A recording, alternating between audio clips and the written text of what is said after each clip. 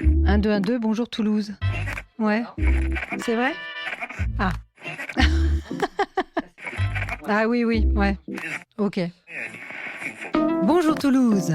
Je m'appelle Aurélia, je suis directrice éditoriale à Milan Presse. Et cette semaine, c'est moi qui vous présente Quoi de neuf Toulouse ?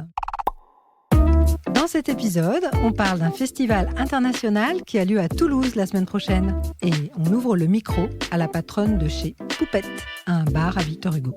Mais d'abord, le Toulousain de la semaine, il est au micro de Sophie Sarance. Il y a des gens comme ça avec qui on pourrait parler des heures. En tout cas, moi, c'est l'impression qu'il m'a faite. C'est un passionné, un vrai, un homme de cœur et de parole. Je vous laisse le découvrir tout de suite. Il s'installe dans le fauteuil de Quoi de neuf Toulouse. Bonjour, Thierry Casdeval, je suis agent sportif dans le rugby et j'ai une autre casquette avec ma femme. Nous avons le restaurant Bar à Vin Tapas chez Poupette à Victor Hugo. Quoi de neuf aujourd'hui ? Niveau rugby, on sort d'une très belle tournée de l'équipe de France et on va attaquer la Coupe d'Europe avec les clubs français, donc c'est toujours intéressant. Et pour chez Poupette, les fêtes de Noël approchent, donc je pense qu'il va y avoir quelques jolis apéros qui se préparent. C'est quoi être agent de joueur ? C'est quoi votre quotidien ? Mon quotidien, c'est négocier les contrats des joueurs avec les clubs, contrats professionnels ou espoirs. Ça, c'est le quotidien. Et après, on fait beaucoup de choses. Comme j'ai l'habitude de dire aux joueurs, joue au rugby, je vais m'occuper du reste. Et comment on devient agent de joueur ? En tout cas, comment vous l'êtes devenu ? Moi, je suis devenu agent de joueur il y a 17-18 ans, suite à un dîner avec Hugo Mola à l'époque. Voilà, qui m'a dit pourquoi tu ferais pas ce métier, tu as fait des études juridiques, tu connais un peu le rugby, donc voilà, donc il faut passer une licence auprès de la Fédération française de rugby, et une fois qu'on a obtenu cette licence, on se lance.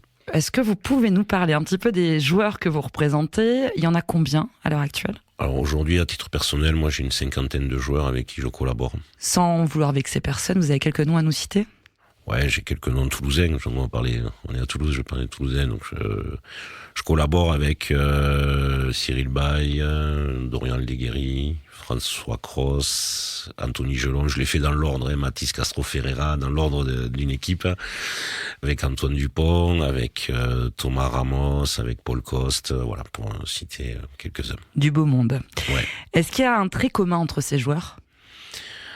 Tous ces garçons que je vous ai cités, s'il y a un très particulier en commun, ce sont des bons garçons, des bons mecs. Vous l'avez dit, vous êtes notamment l'agent d'Antoine Dupont, qui vient de vivre une année incroyable. Ouais. Comment vous l'avez vécu ? Avec beaucoup d'émotions, bien entendu. Bon, déjà, le doublé avec le Stade Toulousain, exceptionnel. C'est toujours exceptionnel de faire un doublé.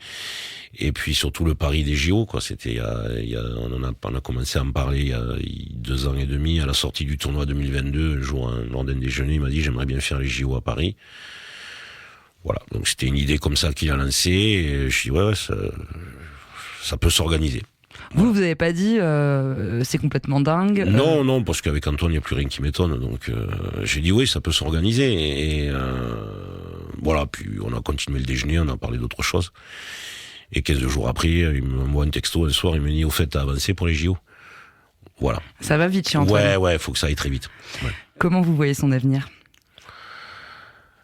Alors là...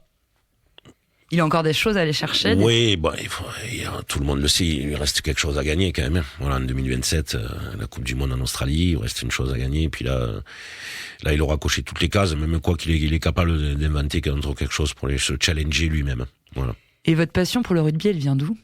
D'une famille de rugbymen, mon grand-père, mon père, moi, voilà, j'ai toujours baigné là-dedans. Vous avez des souvenirs en particulier Souvenirs en particulier, ouais, j'en ai plein, des matchs... J'ai une odeur surtout, c'est l'odeur du cigare que mon père fumait dans la voiture, donc à l'époque c'était autorisé, enfin, voilà. Donc des gros cigares que mon père fumait et qui m'amenaient voir des matchs à Toulouse, à Agen, à l'époque dans les années 80, voilà. Où, comme je suis ariégeois, on allait voir jouer Lavelanet. Mon père était président 2 fois au rugby aussi, donc voilà, j'ai toujours baigné là-dedans. Et j'ai un regret aujourd'hui, c'est que mon papa n'ait pas vu, il est mort assez jeune et n'ait pas vu le fait que je sois agent de joueur aujourd'hui. Voilà. En parallèle de ce métier, vous nous l'avez dit, vous avez un bar-restaurant avec votre femme. Ouais, c'est ma femme qui gère ça. Moi, comme je dis, je suis juste directeur de la communication. Voilà. C'est-à-dire C'est-à-dire que je fais le con en terrasse. Voilà. Il est où ce bar ? À Victor Hugo, au cœur du réacteur, en face du marché de Victor Hugo, de l'entrée principale. Qu'est-ce qui vous a fait choisir Victor Hugo ? Le côté épicurien. On va passer à l'interview express. Toulouse, pour vous, c'est quoi ? C'est ma ville. Un endroit pour fêter une victoire. Alors aujourd'hui, je dirais chez Poupette, mais un endroit que les moins de 20 ans ne peuvent pas connaître, c'est le Tamaris Bar, en face de l'école de commerce, boulevard Las Crosses. Le premier joueur que vous avez représenté ? Le premier joueur, c'est Julien Tourtoulou à Colomiers, qui aujourd'hui est le patron de la marque de vêtements Religion Rugby. Le prochain joueur que vous rêveriez de représenter ? Je sais pas s'il existe, le futur Antoine Dupont. Si vous étiez un joueur ? Didier Lacroix. Pourquoi ? Parce que Didier mettait la tête où j'aurais même pas mis le pied, moi. Si on voulait recruter Antoine Dupont dans l'équipe de Quad 9 Toulouse pour la saison prochaine, ça nous coûterait combien ? Joker. Je m'en doutais. Si vous étiez maire de Toulouse, ce serait quoi votre première mesure ? Dans toutes les écoles primaires, du sport tous les après-midi. Si vous étiez un son ? Le bruit des boules de pétanque.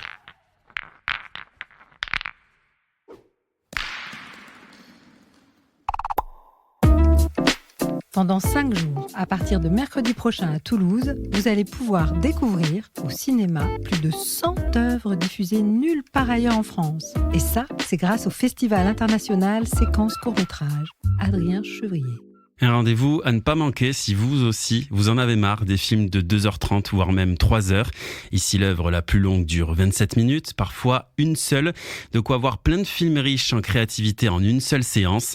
Une application de rencontre où on ne se choisit que par la voix. Un événement inattendu au cœur d'une grotte occitane. Un monde où le toucher est interdit ou encore cette question existentielle, où est passée votre seconde chaussette disparue? Tout ça n'est qu'un petit aperçu de ce qui va se passer à Toulouse pendant 5 jours. Et ça commence donc mercredi prochain avec la séance d'ouverture au cinéma ABC.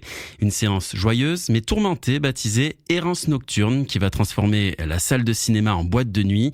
Autre temps fort le vendredi, la nuit du court au théâtre du Grand Rond où vous pourrez enchaîner une pièce et des courts-métrages de genre un peu déjantés et audacieux sur la forme. Et puis aussi le samedi.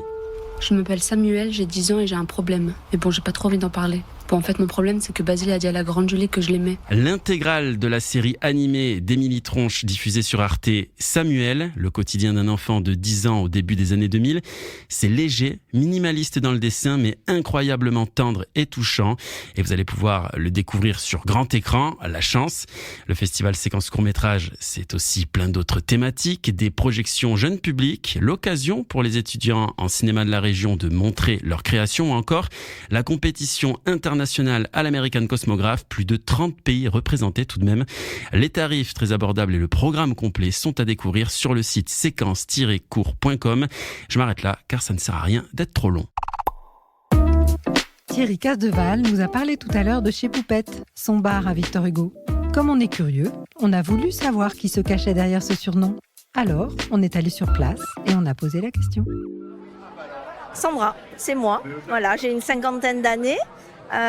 C'est tout nouveau puisque Poupette n'a que 2 ans.